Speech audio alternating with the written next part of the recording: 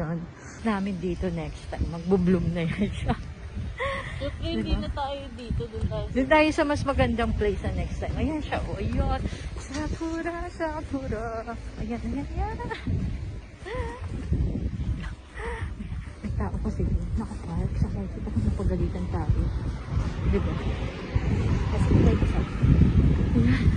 Ayan yung sakura. Ayan, ayan, ayan.